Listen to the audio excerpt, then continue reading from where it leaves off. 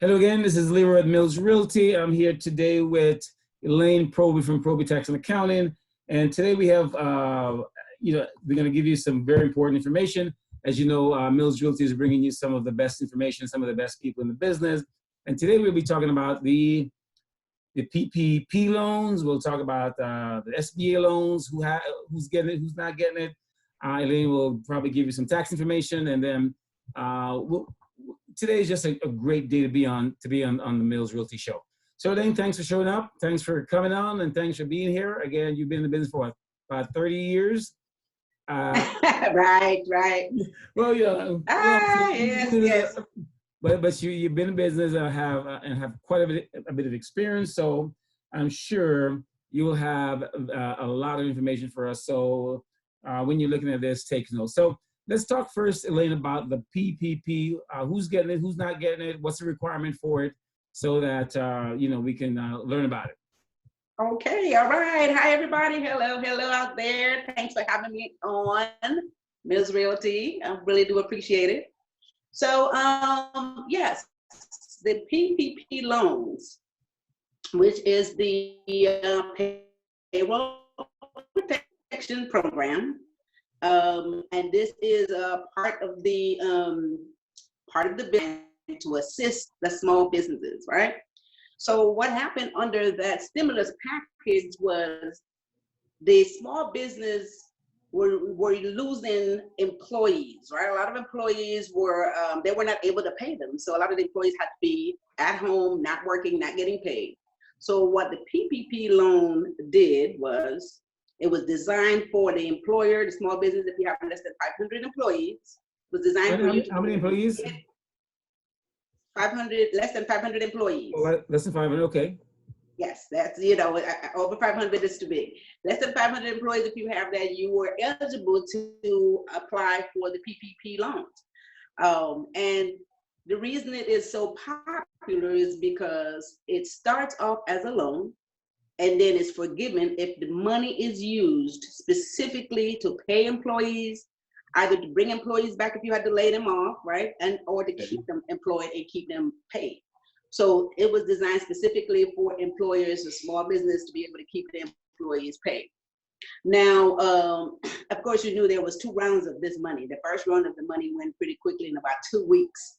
You had $4.5 billion or so was gone in about 2 weeks. So we had the second round of money, which is over $3 billion. And the loan has been pretty successful, I must say, because now more of the smaller businesses are getting the money. And, I've got a lot of my clients who have gotten the money, a lot of clients who have assisted in applying for this loans who have all gotten the money in their bank account. And so are we saying that it's fair? Are we saying that the first round went, as what I've heard, to a lot of big companies or bigger companies, I'm going to say? The first round of the PPE. Yeah, it has been stated that most of the money was given to larger companies. And you know how it is. If you have $400 billion and you got companies, they can get up to $10 million. So if you give most of the money to $10 million people, by the time it got down here to the smaller businesses, there were no money left.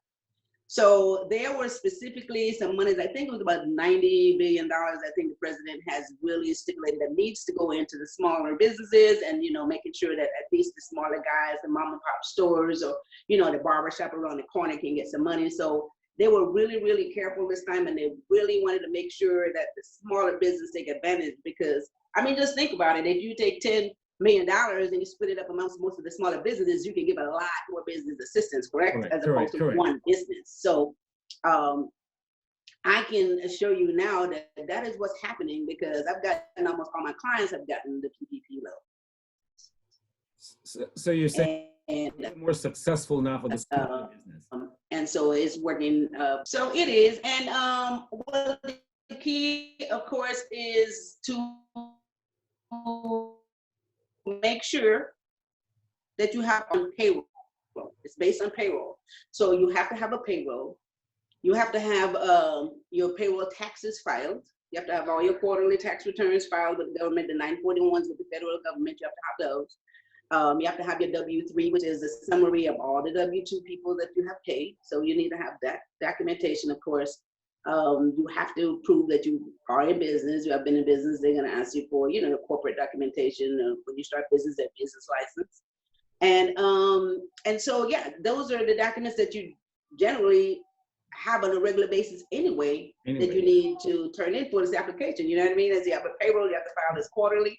You have to file these 941s on a regular basis. So they were basing it on the year end of 2019, though, because it was 12 months prior to the pandemic disaster, which started in, I think they scaled it at February the 20th prior to that. But most of the banks were using the year end of 12/19 because that was much easier for everybody anyway, as opposed to, somewhere in February, right? So yeah, once you have these documentation and you apply, for the most part, like I said, I would scale about 90% have gotten the loans that I have personally put in, and a lot of my clients who I've communicated with have gotten. So yeah, it's working pretty successfully right now. So I'm assuming that this is a service that you provide, and if someone don't know, I mean, they can either call you and you'll get that together and ask them for the documentation. Because I think one of the problem is with smaller business, sometimes we don't, some don't keep those documentation in order, or they don't have an accountant to be, oh, can I get this? Can I get this? Or, because I've talked to other business who, what is my corporation documents and what is my bylaws and what is my, and I've talked to people like, well, I got to go try to get that. Have you run into that? Well, yeah, and see, the thing about it is you don't have to be incorporated now. Okay. And so you don't necessarily have to have articles of incorporating. You can be an individual business, and you can have employees. So you don't have to be incorporated and need an article. So your business license and now payroll, right? Okay.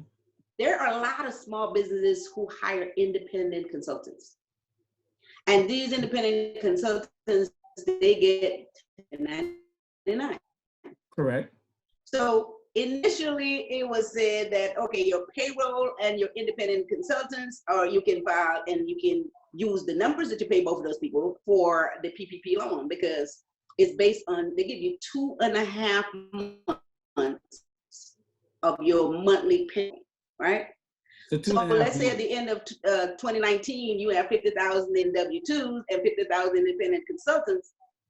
Initially, it was that 100,000 you can use, but no, it's only the people on the W-2, so you can only use the $50,000 divided by 12, get your monthly payroll, and they give you 2.5 months of that, because they only give you money for 10 weeks.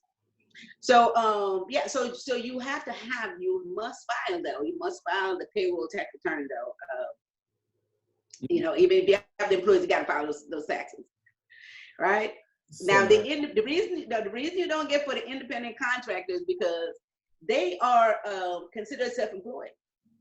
They can also apply for their own PPP loan, because all the independent contractors are filing a Schedule C on their tax return, which is that individual, business, profit and loss from business or profession on their Schedule C. So those people, when they file the Schedule C, the net profit after expenses is considered their net pay. It's considered their payroll.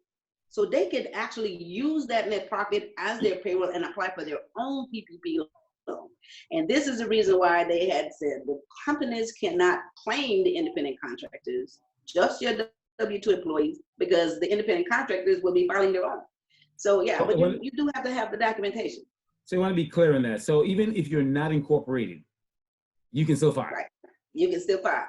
So you are operating a bit. There's a lot of businesses that are independent, that are not a corporation. They're not operating as an LLC. They're not operating as a corporation. They're not operating as an S corporation, but they are an independent business, and it's an individual. There's a mark on there. You check whether you're individual, corporation, S corp, and you just check the individual box on there, and you're eligible. Yeah.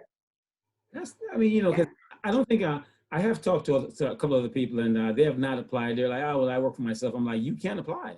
But I don't think some of us know that, or some of the business. I actually talked to someone yesterday and told them that, you know, we'll be doing this and to we'll get good information, but they didn't think that they can apply it because of course they just a regular person who just work for themselves. They do file taxes on their 1099 and kind of, you know, but they don't.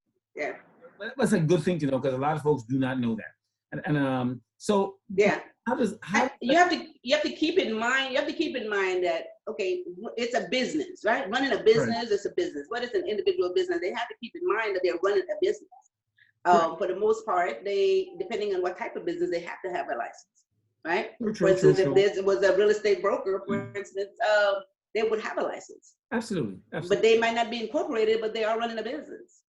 And you can pay employees as an individual. You can pay, you have someone that's working for you, you can have a payroll. You put them on payroll and you pay them. And or if you don't pay employees, if you don't have a payroll separately, your net pay is your paycheck. All right, so you have paid yourself. I want to ask a question because something just crossed my mind. What about I'm gonna say the mechanic who has a shop?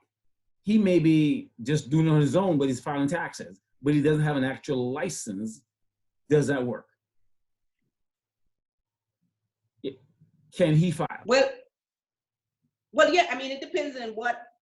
I know as far as the mechanic and how the license is concerned, you know, you're speaking of two different things, whether they have a mechanical license, but I mean, there are some parts of that you can do that's probably not requiring technically a license unless you're doing engine or whatever. I don't know the details on that. However, if they're operating a business and they're filing their income taxes, they're claiming a Schedule C, they're paying into, if you have a profit, you have paid Social Security taxes on that money, right? And you have paid income taxes on that money. And you are operating a business. So, and you may even have a business bank account at the bank, even though they're not asking for this, but you may even have a business bank account now set up. And so you're eligible to file. Now, I do know that some of the banks, some of the larger banks, if you don't have a business bank account set up, you know, they weren't really connecting you with doing their PPP loans. I do know that you have to have your business set up as a business bank account. So, and which is easy. You know, you can set that up at the bank. When you open the account, make sure it's a business bank account. Now, how does that, let's switch to something. How does that, because, you know, we don't have a lot of time. I don't want to get this in. How does the SBA loan come into play? How's it differ from the PPP?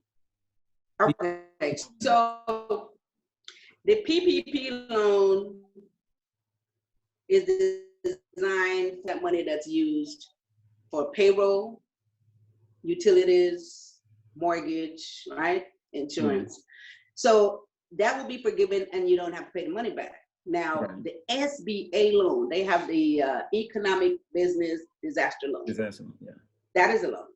Correct. That is money that you do have to pay back. Now, you have a long term on it, you have low interest rate on it, but that is a loan. Now, there's a catch in there where they advance you up to $10,000, right? And the $10,000 is based on $1,000 per employee and $3,000 for some utilities, right? Now, if you do not get that loan for whatever reason, because they don't even ask you how much money you're applying for, you just give them your gross revenue and all your business information, and they determine how much money they're going to loan you. But if you don't get the loan, that advance is not you don't have to pay back. So that's the good part about that. If they advance you that money, and you back the advance from it. Right? So that's the difference between the two. So the PPP, of course, for protection. The SBA is an actual loan, a long-term loan. That's what you're saying. Right. Will advance you, but they don't. So is there a cap on that also, or it doesn't? There's no cap on that loan. The advance? On the SBA, or you just kind of ask for what you want? The SBA loan, they determine your qualification based on obviously the size of the company, because they ask you for your gross revenue. Right. So, and then they'll determine the loan amount based on your gross revenue. So on the application, you're not asking, because this is the economic disaster loan, right? Now, if you go for just a regular SBA loan, that's when you say, okay, I'm trying to get a $50,000 loan or $100,000 loan. But because of the economic disaster loan is there, they designed it based on the size of the company. So they're asking for your gross revenue, and they'll determine what you're qualified for. And so, yeah, and it's not based on credit scores or anything like that. So, you know, the length of time you've been in business, asking you for your business information, determine how much money you're eligible for. The advance, which is up to $10,000 though, like I said, that if you don't get the loan, you don't have to pay that money. Yeah. Okay, if you don't get the loan, That's the difference. the advance up to $10,000. Right. So real quick too, I wanted to put this out there. If you get the SBA disaster loan now, and you happen to use some of that money for payroll, you can convert that into the PPP and ask for forgiveness on that portion of the loan. Okay. And that's, yeah, and that's really cool. That's really cool. That's really cool. Now, see, that's a twist I didn't know. Right. That's why you're the accountant, right? But you, Okay. so you can convert that. All right. So if you get the loan, you can convert it to the PP if you use it for payroll. Right? That's what you're saying. Right. So you know, back to what you were saying, as far as having books and records, guys, you know, and I always have to really insist on this. If you're operating a business, the key is to make sure that you have your books and records, and the key is to make sure that you file your tax return. Because what happens is, when it comes down to this stuff, a lot of the businesses who were not eligible is simply because they didn't have the proper documentation to turn in. You know what I mean? They didn't have the proper documentation to turn in. That's simply it. When they ask you for those documents, and it's not that much, and it's stuff that you really have, just turn it all in at once. And you can pretty much get that loan approved and get funded in less than a week. Really? In less than a week. Okay. Yeah, you know, having your documents in order definitely works. You know, and like you said, here at Probys Tax and Accounting, guys, you know, we've been in business for over 35 years, and I really ask all of my clients out there, and even those people who are interested, if you have questions, if you have any questions, or you need any assistance with this stuff, you know, call my office at 323-290-9034. So we can assist you through this process, because we want to make sure that all the small businesses stay afloat. We want to make sure that all employees are working, you know, getting paid, and you get paid even if you're at home, because that's what the money is for. And so we want to make sure that, you know, we stay on top and stay on point, you know, through this process. And at the end, we're all doing, you know, very well. So this is, I want to make sure that anyway, you know, of this economy, small business. So I want to ask you, I want to switch to another topic. What's going on with the second stimulus? What's going on with that? Well, there's talks about the second stimulus check. No, by the way, keep in mind, they're still sending out stimulus checks from the first one. I've gotten a lot of calls where people say, I haven't gotten my money yet. What's going on? They're still sending those checks out. People on Social Security still haven't gotten those deposits. Every week, money is going out, right? So they're going to be sending these checks out all the way through. Now, there's talks about maybe trying to do a monthly package. You know, we obviously know that $1,200 that was given to the people who were eligible, or less if you made more than, you know, the standard amount. Let's say if you were single, over 99,000. We all know that that's a one-time bill. And so that's not, you know, it's money is still assisted families, but it's obviously not enough, because this is going on months on end. We had anticipated getting back in April 15th and then May 15th. And so it's going on. So there's talks of maybe getting monthly money to the families. So they're working on all these packages, because and even maybe getting more assistance for the small business besides the second round. You know, my suspicion is there might be a third round of funding, just to keep the economy rolling and keep the business, you know, because some businesses really need a lot more money to get on top. And they're also talking about the requirement on the forgiveness of the PPP. And they want you to pay this money out in 8 weeks. And they're speaking of maybe extending that time period, because some of the businesses, based on how they bring the employees back to work, they may not have them all back within that 8 weeks time, and they may not be able to show that they have paid it all out within 8 weeks. You know what I mean? So there's all kinds of circumstances that can create a problem. However, ultimately, if the money is used for payroll, you know, then they can get it forgiven. So they're even speaking of extending that time as well to assist in that process. All right. I mean, this has been some great information. So the Now, and of course, the money that's getting from PPP got to be within this 12-month period. You're saying, you know, they may extend that 8 weeks to maybe 10, 12, 15 weeks because they can't bring back all those folks, you know? Right.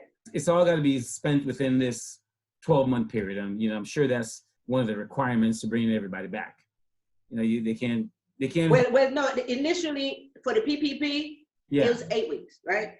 It is. So they're giving you 2.5 months worth of monies to pay your employees for that period of time. And at the end of that period, you have to go back into the bank or the lender, wherever you got the money from, and say, okay, here's my payroll, here's all the people I paid, and I paid out more than 75% of the money you gave me. I need this to all be forgiven. This is no longer a loan. Okay, so quick question, because now, even if you're not making payroll, but you're paying your independent contractor, could that still be forgiven? Well, no, because for the same reason, guys, okay, people out there, for the same reason that you didn't get any money for your independent contractors, for your people on 1099, they didn't give you any money for those people. So you cannot use your independent contractor, your 1099 folks, as part of this money. This money is based only on employees and is based only on the payroll. All your independent contractors should be filing their own PPP loan. So yeah, so it has to be used for payroll. For payroll only. For payroll only, and then, you know, at least 75% of it for payroll. For payroll. And then you can use some of it for utilities, lease, rents, you know, and that kind of stuff. But they specify exactly what they could be used for. So 75% of it. So hold on. So let's say, so we're looking at lease, rent, phone, like office phone, correct? Lease, rent, phone, utilities, light bill, kind of stuff. Lease, rent, and utilities. Yeah. Lease, rent, and utilities. Okay. Okay. Right. And so, but 75% has to be payroll. Okay. Okay.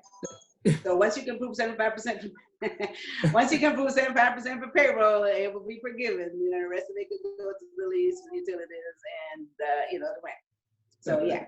But no independent contractors, they didn't give you money for that. They need to file their own PPP. No. Independent contractors, you guys file for your own PPP loan. It's been, I mean, this has been a great interview. I'm glad that I have you. So Elaine, where can they find you to get a hold of you? Of course, you said it before. Let's tell them again where if they need some help to find you, where they'll find you. Yeah, so if you guys need some help out there with any of this stuff, if you need some help putting the application, you need some help understanding any of the process, okay? Give us a call here at Probys Tax and Accounting at 323-290-9034 and or visit our website at probystax.com. Now we're working virtually, the office is open 5 days a week. Somebody will answer the phone, so if this is working from home.